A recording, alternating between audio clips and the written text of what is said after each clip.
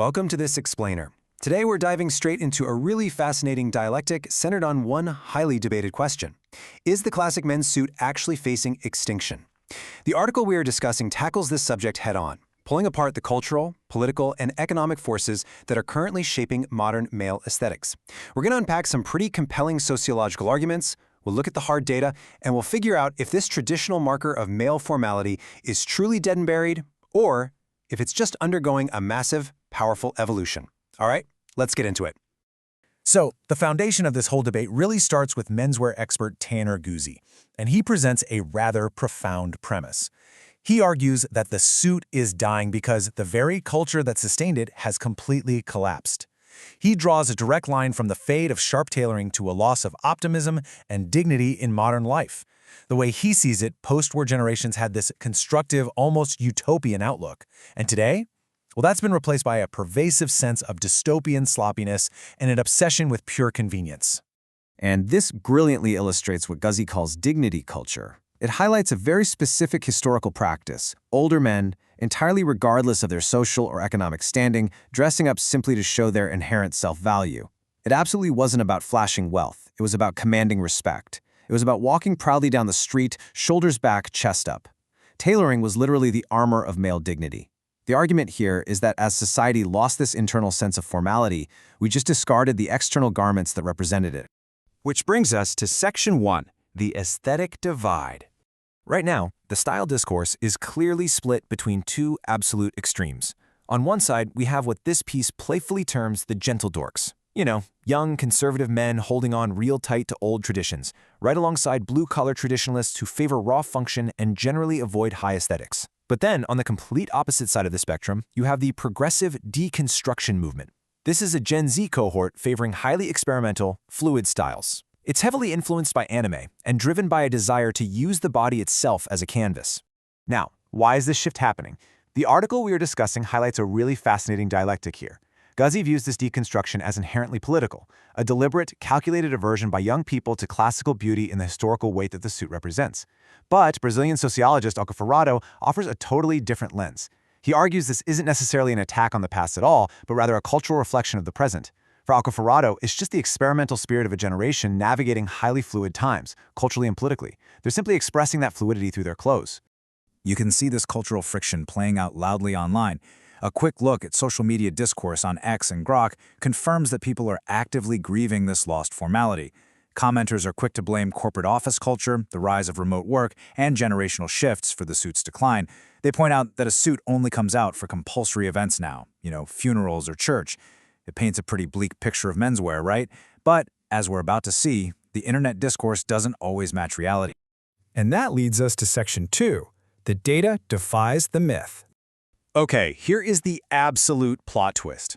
Despite the super loud cultural narrative telling us the suit is dead, the market data says something completely different. The global men's suit market, valued at $13.5 billion in 2024, is actively projected to climb to $16.8 billion by 2030. That's right, billions. The industry isn't dying, it is growing at a steady clip. And what's driving this?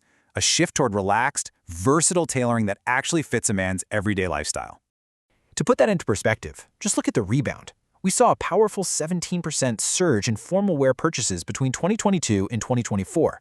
As professionals finally returned to the office post-pandemic, the demand for tailored garments surged right back. This data directly challenges that pervasive myth of the suit's extinction. Men haven't stopped buying tailoring, they have simply changed how and, more importantly, why they buy it. The real game changer is found in the sales categories. Bespoke and made-to-measure garments now collectively account for a massive 36% of total suit sales. That's over a third of the market. Men aren't retreating from suits. They're actively upgrading to premium, custom categories. They aren't buying cheap, mandatory uniform suits anymore. They are buying vastly better garments for highly deliberate, personal reasons. Which naturally brings us to Section 3, the conservative evolution. The article lays out 3 rock-solid arguments proving exactly why classical menswear remains completely undefeated. First off, there is simply nothing else out there that fills the specific void the suit occupies in male aesthetics. Second, the alternative styles that have popped up have entirely failed to restore any real sense of male dignity. And third, the suit survives through what's called conservative evolution, meaning it makes slight, generative adjustments to stay fresh without ever wrecking its foundational design. Let's be real about that second point for a second. The essay vividly contrasts the heavy, symbolic weight of a well-cut suit against these failed alternatives. The so-called Silicon Valley aesthetic, think fleece vests and casual sneakers, never achieved any sort of symbolic weight. Actually, scratch that, it just opted out of the conversation entirely. Similarly, the blue-collar recoil into workwear produces highly functional clothes, sure, but it doesn't offer an alternative standard of elevated dignity. Neither of these aesthetics managed to save the day. Ultimately, the core argument here is that timeless things do not die. They adapt. Just enough. It's those conservative adjustments, a slight change in the cut, new weaves, different fabrics, tweaking the proportions, that keep the suit relevant. These subtle refinements are exactly what separates the modern suit from the extreme experimentalism of Gen Z on one hand and the casual sloppiness of modern tech culture on the other. It maintains its core identity while feeling entirely fresh. So what's the synthesis here? Section 4. Intentional tailoring.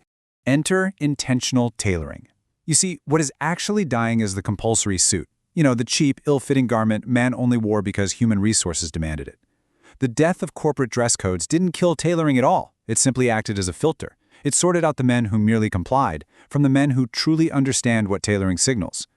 Today, if a man is wearing a suit, it's a choice made with absolute purpose and conviction. And honestly, this might be the most optimistic reality of the whole piece, perfectly summarized in this incredibly powerful line. A garment that survives its own irrelevance emerges stronger, not weaker. By losing its status as a mandatory corporate uniform, the suit has successfully transcended those old, boring confines. It's no longer a symbol of middle management drudgery. It has returned to being a pure, unadulterated symbol of male aesthetics, power, and self-respect. Which leaves us with one final, very provocative question to chew on. With all these shifting cultural tides, the unstoppable rise of remote work, and an endless stream of fleeting microtrends, what will actually replace the suit as the gold standard of male dignity and dress? The answer? Nothing. The classic suit remains entirely undefeated. Thank you for joining me for this explainer. I really hope this deep dive gave you a fresh perspective on the enduring power of classic menswear. Until next time, stay sharp.